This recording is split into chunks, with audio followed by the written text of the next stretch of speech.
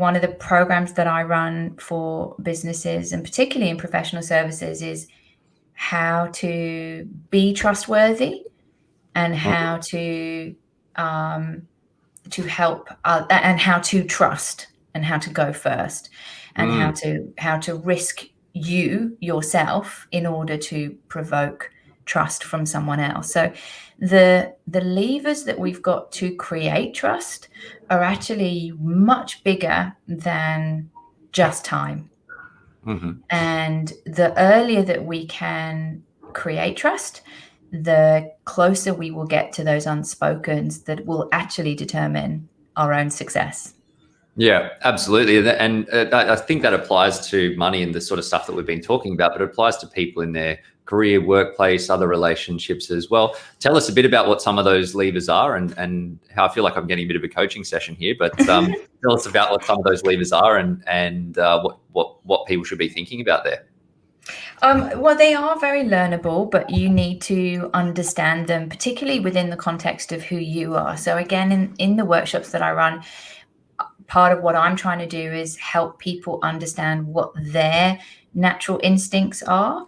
And, and again, this does come back to fear. So if you are somebody who has quite a high level of protection around themselves because you don't want to show up as vulnerable or you don't want to get hurt, then if that's your front running operating system, then that's what you're putting out. So anytime that you are being approached or you are wanting to approach or you are wanting to risk, which is what trust is, then you need to understand what your operating system is. Some people go into an avoidant space, which is, and again, classically for fear related stuff, we're talking about avoidance or attacking, that,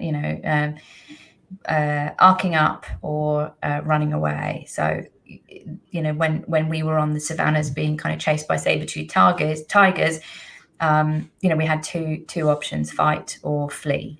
And our internal operating systems now are not that different. So if there is a risk in front of us, what is your default kind of impulse? Do you tend to avoid and move back and retreat and protect yourself that way? Or do you tend to defend and attack and armor up and you protect yourself that way? So the work that I do is really trying to help people understand what are your defaults, and then what are your ways around that? Are there advantages to that? There will be. Are there disadvantages? And how does it impact the kind of relationships that you can build?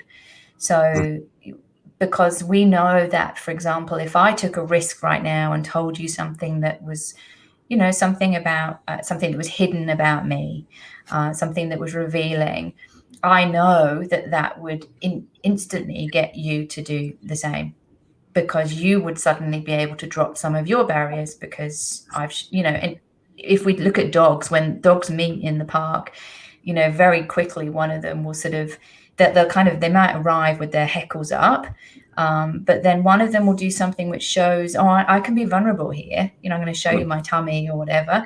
And it sort of instantly releases that oxytocin in the other dog, and everybody's kind of happy. And same for humans. We need to see that we are safe in some way so that we don't resort into our default patterns of attack or avoid. So I think understanding yourself and your patterns is one of the really clear things that we can do. And again, notice, well, why do I attack and defend and armor up in that circumstance, and in that circumstance I just put my hands up and kind of walk away? What are the differences between those scenarios or people that are in front of me? Yeah, and how does that then factor into building trust? Or is it just, like you say, just understanding and finding a way to show trust first?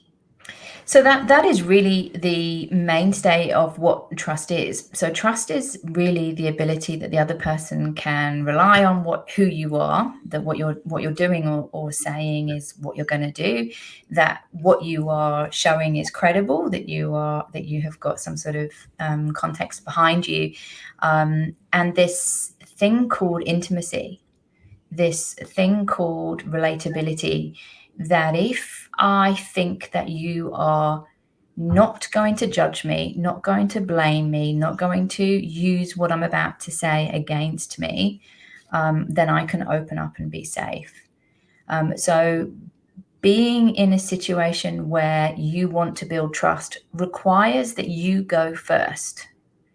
And when they don't respond to you going first with risking whatever that piece of information or humanness is, if you're not prepared to do that, or they do it and you act in either an approach or an avoidance way, then we are just animals, and we will be bouncing off each other, reading those nonverbal signs, and something will look shifty if we don't think that what's being presented to us is the whole picture. If I don't get a sense of who you are, because all I see is your armor or your protection, why on earth would I want to think of you as somebody that I can trust?